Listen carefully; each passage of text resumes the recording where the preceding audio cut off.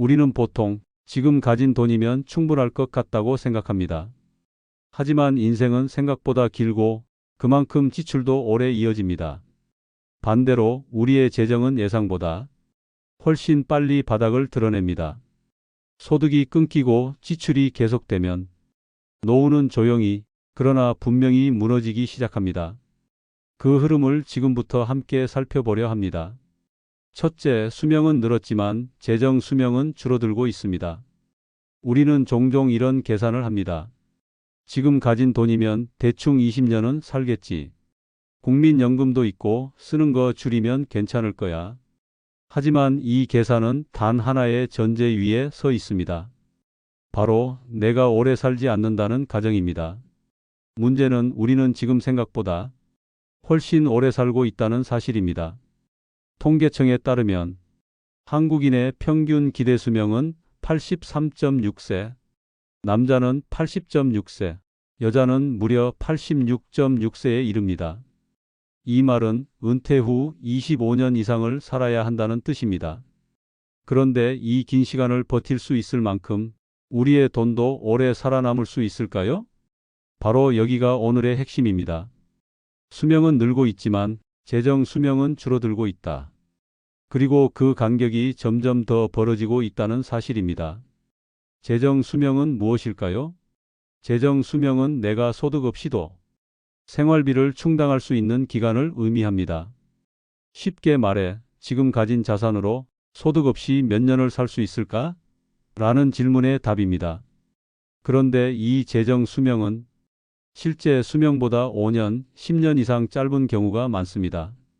왜 재정 수명은 점점 짧아지는가? 일소득은 끊기는데 지출은 계속되기 때문입니다. 우리나라의 법적 정년은 60세지만 실제 조기 퇴직 시점은 55세 전후로 내려가고 있습니다. 60세 이후에는 대부분 소득이 급감하거나 완전히 끊깁니다. 하지만 지출은 그대로입니다. 식비, 관리비, 통신비, 병원비, 교통비. 쓸 돈은 줄지 않죠. 즉, 돈이 들어오는 문은 닫히고 나가는 문만 열려 있는 상태가 되는 겁니다. 이 내 자산은 있어 보이지만 쓸 수 없는 구조일 수 있습니다. 집도 있고 보험도 있고 예금도 좀 있다. 표면적으로는 괜찮아 보입니다. 하지만 이 중에서 현금으로 당장 쓸 수 있는 자산은 얼마나 될까요? 집은 팔 수 없습니다. 보험은 해약하면 손해입니다. 예금은 생각보다 빨리 바닥납니다. 즉, 실제로 생활비로 쓸 수 있는 돈은 극히 제한적인 경우가 많습니다. 3. 물가 상승률이 나도 모르게 지출을 늘립니다. 3%씩 오르는 물가. 처음엔 티 안 납니다. 하지만 10년, 20년이 지나면 얘기가 다릅니다. 현재 월 200만 원으로 살던 사람이라면 20년 뒤에는 340만 원이 필요해집니다. 물가가 돈의 생명력을 매년 3%씩 깎아먹는다는 뜻입니다. 한번 계산해 볼까요? 현재 가진 자산이 1억 원이라고 가정해 봅시다. 생활비로 매달 200만 원이 나간다면 1억 나누기 2,400만 원 연간 지출 약 4.1년. 불과 4년이면 바닥이 보입니다. 연금이 월 60만 원 있다면 남은 부족분 140만 원 곱하기 12개월 연간 1,680만 원. 그래도 6년 정도면 자산이 다 소진됩니다. 그렇다면 나머지 15년은요? 그 뒷부분은 막막함이 아니라 절망이 될 수 있습니다. 대부분 나는 괜찮다고 생각합니다. 그 이유는 세 가지입니다. 나는 오래 안 살 거야 라는 착각, 막연한 기대입니다. 실제로는 수명은 길어지고 있습니다. 지출이 많지 않아라는 착시, 생활비 외에 병원비, 간병비, 돌발 지출은 계산되지 않은 경우가 많습니다. 아직 돈이 있으니까라는 안도감, 자산은 있어도 유동성이 없으면 무용지물입니다. 실제로 파산은 돈이 없는 순간이 아니라 돈이 안 도는 순간부터 시작됩니다. 그럼 어떻게 대비해야 할까요? 1. 재정 수명부터 다시 계산해야 합니다. 지금 가진 총 자산, 매월 고정 생활비, 예상 의료비, 비상 지출, 기대 수명 85세 기준, 이 기준을 넣어 지출 시뮬레이션을 해보면 대부분 2015년 사이에 급격한 자산 소진 구간이 찾아옵니다. 2. 자산을 흐르게 만들어야 합니다.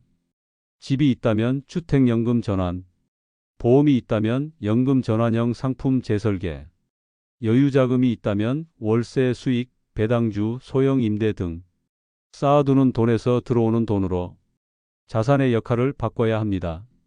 3. 지출은 줄이는 게 아니라 관리해야 합니다. 줄이면 생계는 되지만 삶은 말라갑니다. 핵심은 필수 지출과 선택 지출의 균형. 식비, 관리비, 의료비, 고정 지출, 문화비의 식비자녀 지원, 선택 지출.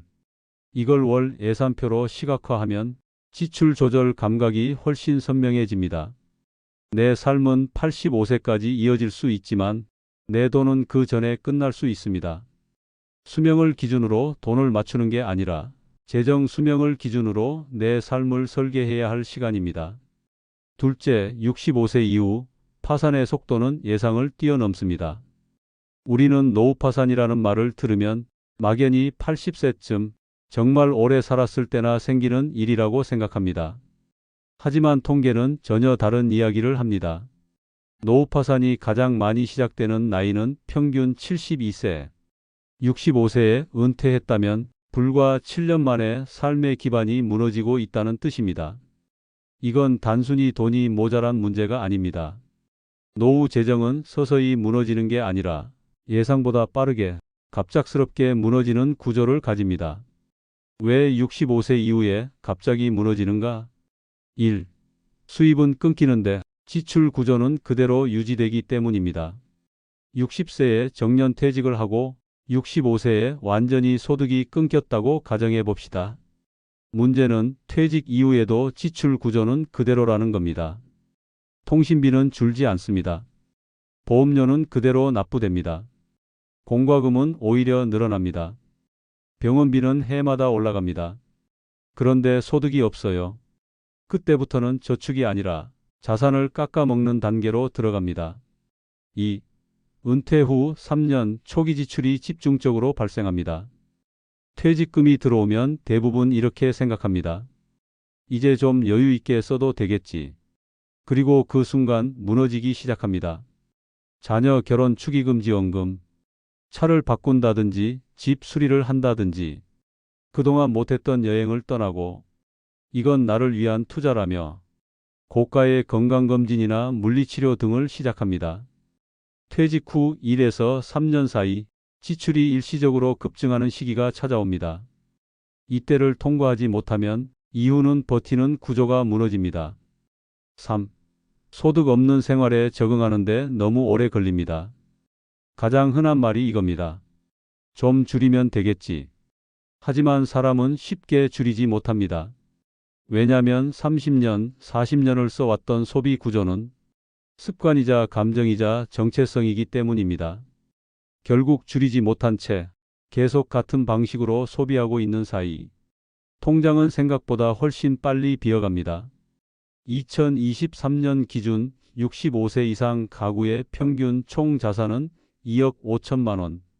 그러나 현금 자산은 3,400만 원 수준 13.6%, 월 평균 지출 약 220만 원, 국민연금 평균 수령액 약 61만 원, 매달 약 160만 원 적자, 퇴직 후 5년 이내 자산의 60% 이상이 소진되는 가구 47%, 70대 중반 이상 부채 보유율 28.4% 자산이 있어도 빚이 있음, 평균 기대 수명 83세 기준 65세 이후 약 18년을 살아야 하는데 대부분의 가구가 10년 안에 자산 부족 위험. 이 데이터는 하나의 메시지를 줍니다. 파산은 늦게 오는 게 아니라 생각보다 빨리 찾아온다는 사실입니다. 우리가 속는 건 숫자가 아니라 감각입니다. 65세, 아직 건강하고 움직일 수 있고 친구도 있고 모임도 많고 활동도 가능합니다. 그러다 보니 사람들은 이렇게 생각합니다. 나 아직 젊어. 앞으로 10년은 문제 없어. 그때 가서 줄이지 뭐. 이 생각이 가장 위험합니다. 파산은 숫자가 아니라 판단력이 흐려질 때부터 시작됩니다. 어떻게 대비할 수 있을까? 1. 소득이 없는 삶의 시뮬레이션부터 시작해야 합니다. 국민연금, 개인연금 외에 월별 들어오는 돈은 얼마인지, 매달 반드시 나가는 고정비는 얼마인지, 적자가 몇 개월 연속될 경우 자산은 얼마나 줄어드는지, 이걸 노후 1년치 가계부 형태로 정리해보면 생각보다 빠르게 위기를 체감할 수 있습니다. 2. 은퇴 후 초기 3년 지출 경계기로 설정해야 합니다. 자녀 지원은 무리하지 않기, 차량 주택 리모델링 가전 교체 지연, 여행 건강 투자도 정기 지출과 분리 관리. 가장 중요한 건 자산을 소비 구조로 흘려보내는 일에 경계심 갖기. 3년만 버티면 이후는 조절이 훨씬 쉬워집니다. 3. 줄이기보다 나누기를 연습해야 합니다. 지출을 줄이기 어렵다면 목적별로 지출을 나누는 방법이 훨씬 효과적입니다. 예를 들어 생활비 통장, 비상금 통장, 여가자 기계발 비용, 가족 지원 한도 통장. 이렇게 분리해두면 감정 소비와 필수 소비를 구분할 수 있게 됩니다. 4. 75세 이후를 위한 후반부 자산은 따로 묶어두기. 많은 사람들이 실수하는 지점이 여기입니다. 전체 자산을 동일하게 쓰다 보면 정작 건강 약화와 돌봄이 필요한 시기엔 아무것도 남지 않습니다. 후반기 자산은 절대 손대지 않겠다는 원칙을 만들고 이를 지킬 수 있는 방법, 정기예금, 연금, 자녀와의 계약 등을 고민해야 합니다. 65세 이후는 천천히 무너지는 시기가 아니라 속도가 붙는 시기입니다. 지금 통장이 비어 있는 건 아닐지 몰라도 방향이 잘못되면 의외로 빨리 그 끝을 마주하게 될 수 있습니다. 셋째, 건강수명과 실제수명 사이에 17년 돈이 가장 많이 들어갑니다. 나는 아직 건강하니까 괜찮아. 몸만 안 아프면 돈 쓸 일도 별로 없지. 이 말 60대 초반까지는 맞습니다. 하지만 문제는 그 이후입니다. 한국인의 평균 건강수명은 66.3세, 그리고 기대수명은 83.6세입니다. 그 사이 무려 17.3년이라는 간격, 즉 몸은 불편한데 생명은 계속 유지되는 시간입니다. 바로 이 구간이 노후 지출에 가장 집중적이고 예측하기 어려운 시기입니다. 건강수명 vs 기대수명 개념부터 정확히 이해합시다. 기대수명 통계적으로 살아갈 것으로 예상되는 연령. 건강수명 다른 사람의 도움 없이 자립적으로 살아갈 수 있는 연령. 즉, 건강수명 이후부터는 누군가의 도움이 필요하거나 의료돌봄 보조기기 등에 의존하게 되는 시기입니다. 많은 사람들이 기대수명만 보고 준비합니다. 83세까진 살겠지. 하지만 문제는 66세 이후부터 83세까지의 17년 동안 추가적인 비용이 얼마나 드느냐는 겁니다.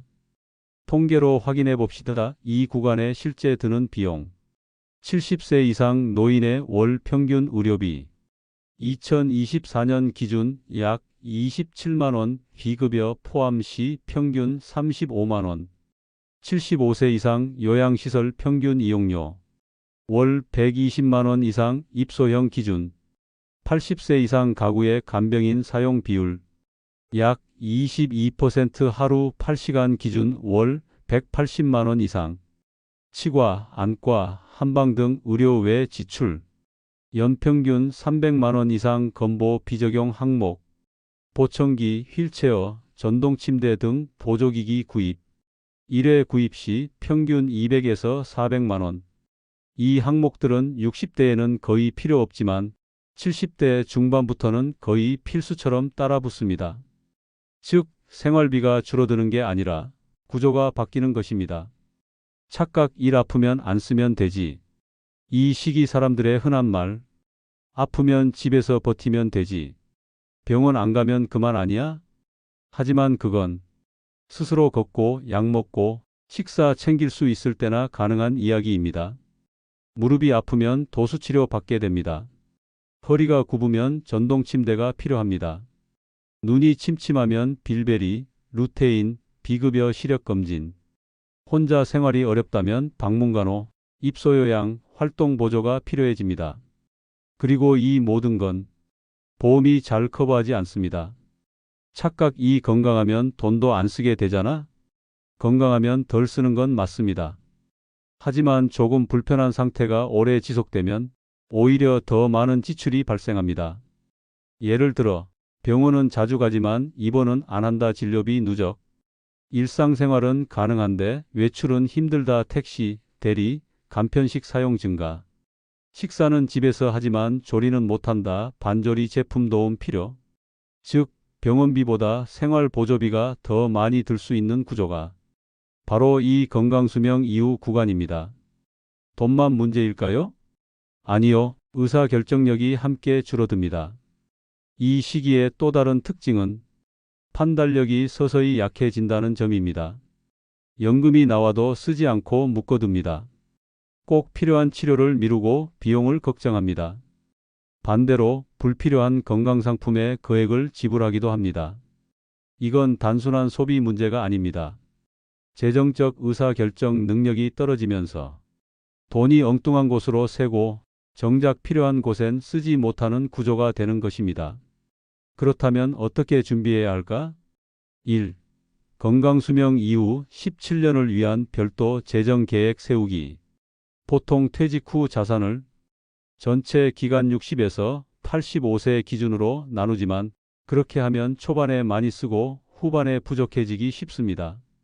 해결책 1차 노후 6070세와 2차 노후 7085세를 분리 설계. 초기 여가비 여행비 식비 중심. 후반 의료비 간병비 주거비 중심. 2. 비급여 의료비 리스트를 사전에 추산해 보세요. 정형외과 도수치료 회당 5에서 8만원. 한방진료, 약침치료 1회 2만에서 4만원. 백내장, 임플란트 등 고령진료 항목. 청력시력 보조기기 건강보험 미적용 시 수십에서 수백만원. 사전에 이 리스트를 만들어 두고 월 10만에서 20만원씩 의료비 전용 통장에 적립해두는 전략이 효과적입니다. 3. 의사결정력이 약해질 시기를 고려한 재정 자동화. 연금은 자동 이체로 생활비 통장에 들어오게 하기. 보험금 수령은 가족 공동계좌로 설계. 의료비 발생 시 자동 승인되는 비상카드 설정.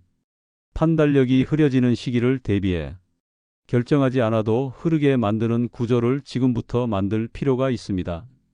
건강을 잃는 시기는 돈이 가장 많이 드는 시기입니다. 그리고 그 시기는 생각보다 더 길게 찾아옵니다. 노후는 단순히 오래 사는 문제가 아닙니다. 오래 사는 동안 어떻게 지출할지를 구체적으로 설계하지 않으면 정신도 통장도 함께 무너질 수 있습니다. 넷째, 인플레이션은 당신의 통장을 매년 3%씩 깎아먹고 있습니다. 지금 월 200만 원이면 충분히 살 수 있어요. 이 말 올해는 맞을지 모릅니다. 하지만 10년 뒤에도 15년 뒤에도 그 금액이면 괜찮을까요? 노후 파산의 가장 교묘하고도 강력한 원인 중 하나. 그게 바로 인플레이션, 물가 상승입니다. 눈에 띄게 훅 올라오는 물가만이 아니라 조용히 그러나 꾸준히 오르는 가격들이 우리의 통장 가치를 매년 3%씩 깎아내고 있습니다. 물가 상승률이 3%면 별거 아니라고요? 3%는 작아 보일 수 있습니다. 하지만 이게 매년 반복된다고 가정해 보세요. 1년이 아니라 10년, 20년 계속된다면 10년 후엔 현재 생활비의 약 1.34배, 20년 후엔 무려 1.81배로 늘어납니다. 지금 매달 200만 원을 쓰던 사람은 20년 뒤엔 360만 원 가까이가 필요해진다는 뜻입니다. 물가가 올라서가 아니라 돈의 가치가 떨어지는 구조 때문입니다. 숫자로 증명해 보겠습니다. 현재 200만 원, 10년 후 약 268만 원, 20년 후 약 360만 원, 30년 후 약 482만 원. 이건 사치가 아니라 같은 삶의 질을 유지할 때 드는 비용입니다. 즉 60세에 200만 원으로 살 수 있던 사람도 80세엔 500만 원 가까이 필요하다는 이야기입니다. 착각 1. 나는 소비를 줄이니까 괜찮다. 물가 상승은 단순히 많이 쓰는 사람만 위협하는 게 아닙니다. 오히려 아껴 쓰는 사람에게 더 치명적입니다. 왜냐하면 고정비는 줄어들지 않고 예비비 비중은 줄어들고 의료비는 늘어나기 때문입니다. 나는 소비를 줄이니까 괜찮다는 말은 현재만 보면 맞을 수 있지만 미래에선 생존이 흔들릴 수도 있는 말입니다. 착각 이 연금이 있으니까 버틸 수 있지 않을까? 국민연금은 5년에 한 번 정도 물가를 반영해 조정합니다. 하지만 속도가 느립니다. 개인연금, 연금보험 대부분은 물가 연동 기능이 없거나 초기 고정 수령형입니다. 예를 들어 지금 월 80만 원을 받는 국민연금 수급자가 20년 후에도 동일한 80만 원을 받는다면 실질 가치는 약 50만 원 이하로 떨어집니다. 즉, 수령액은 유지되는데 내 삶의 질은 서서히 깎여 나가는 구조가 되는 겁니다. 그럼 어떤 지출이 가장 먼저 무너질까요? 인플레이션이 누적될수록 사람들은 고정비를 남기고 선택 지출부터 줄이게 됩니다. 외식비, 문화비, 취미생활, 자녀와의 모임, 지인들과의 왕래, 건강 관련 지출, 영양제, 운동비 등. 결국 사는 건 가능하지만 사는 맛은 줄어드는 결과로 이어집니다. 이건 단순한 전략이 아니라 삶의 축소입니다. 그렇다면 어떻게 대응할 수 있을까요? 1. 노후 자산을 물가 방어형으로 재설계해야 합니다. 단순 예적금 실질 수익률 0% 이하, 고정형 연금 수령액 하락 대비 필요, 해결책, 배당주, 물가연동체, 임대 수익형 자산 등 일정 부분은 인플레이션에 따라 움직이는 자산으로 배분 필요. 2. 생활비 고정표를 만들 때 매년 1회 재점검해야 합니다. 현재 기준으로만 짠 예산은 3년 후 바로 무너집니다. 해결책, 필수 지출 선택 지출 분리, 매년 3에서 5% 인상 적용 후 시뮬레이션, 외식비, 교통비, 통신비부터 변동점 체크. 3. 소비 감각을 현재형에서 미래형으로 바꾸세요. 지금 1만 원은 10년 후 7천 원의 가치. 그렇다면 지금 1만 원의 소비는 10년 후 3천 원을 더 써야만 회복할 수 있는 셈입니다. 이 감각을 이해하면 불필요한 소비와 필요한 투자가 자연스럽게 구분됩니다. 고령자 소비 트렌드 변화도 주의 깊게 봐야 합니다. 60대는 여전히 현금 중심 소비 물가 체감률 낮음. 70대 이상은 카드 자동 결제 비율 증가 지출 흐름 파악 어려움.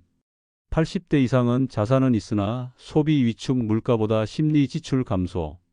이 말은 고령일수록 인플레이션의 영향을 제대로 인식하지 못하는 상태에서 서서히 삶이 줄어드는 위험에 놓일 수 있다는 것입니다.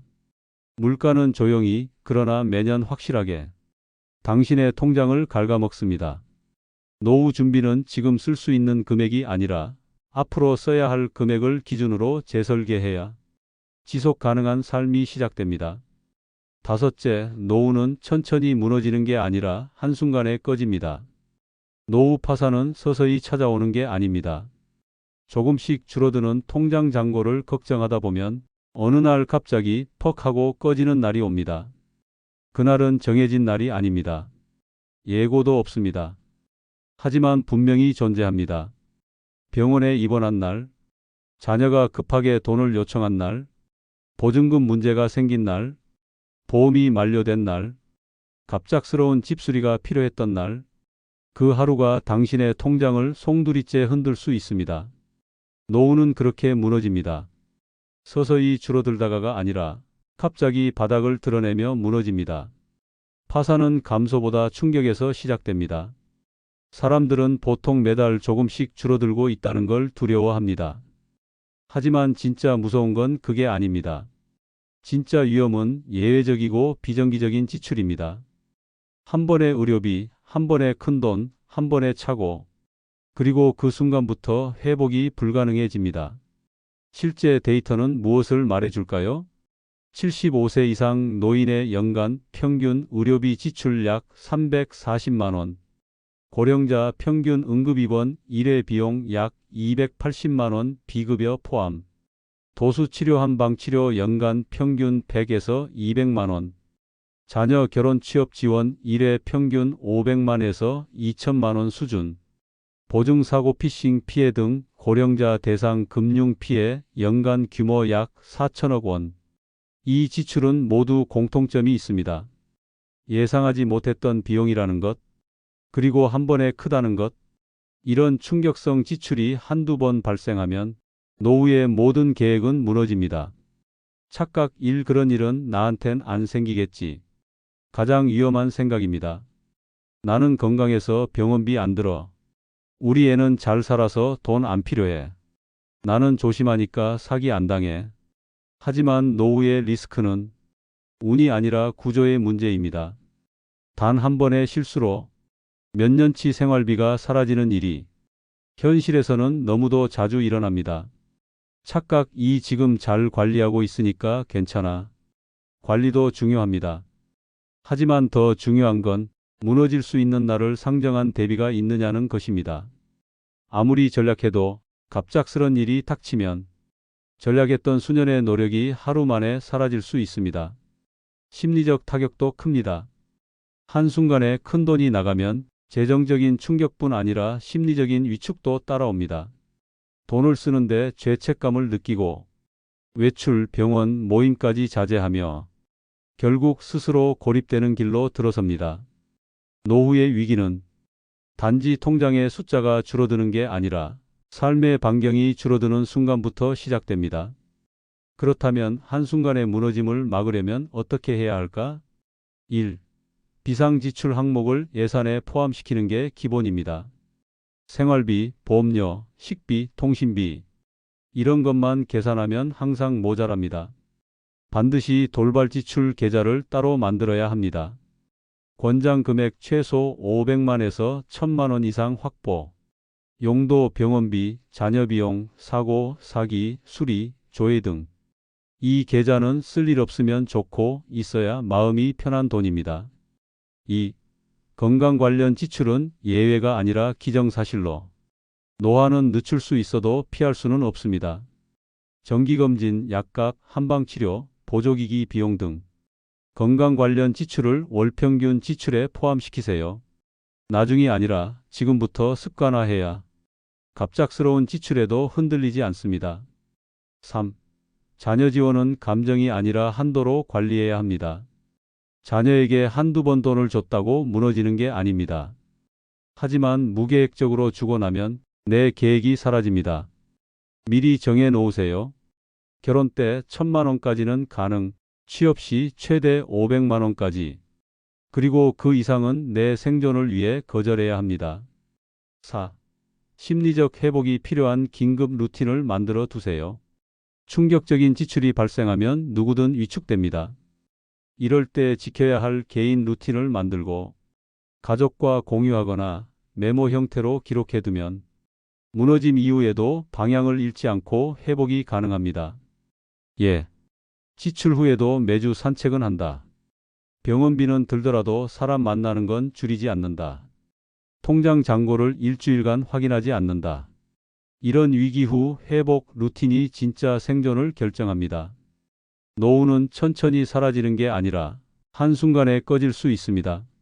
준비가 없는 사람에겐 병원비 한 번, 자녀비용 한 번, 그리고 그때 쓰지 말았어야 했던 한 번이 모든 걸 무너뜨립니다. 지금은 그 하루가 오기 전 버틸 수 있는 최소한의 준비를 해야 할 때입니다. 우리는 아직 괜찮다는 말로 미래를 미룹니다. 하지만 생각보다 오래 사는 시대에 파산은 조용히 그리고 빠르게 찾아옵니다. 소득 없는 25년, 물가 오르는 25년, 그리고 한순간에 꺼지는 위기의 순간들. 지금이 바로 돈보다 시간을 먼저 계산해 봐야 할 때입니다. 구독과 좋아요, 당신의 노후를 지키는 가장 작은 실천입니다.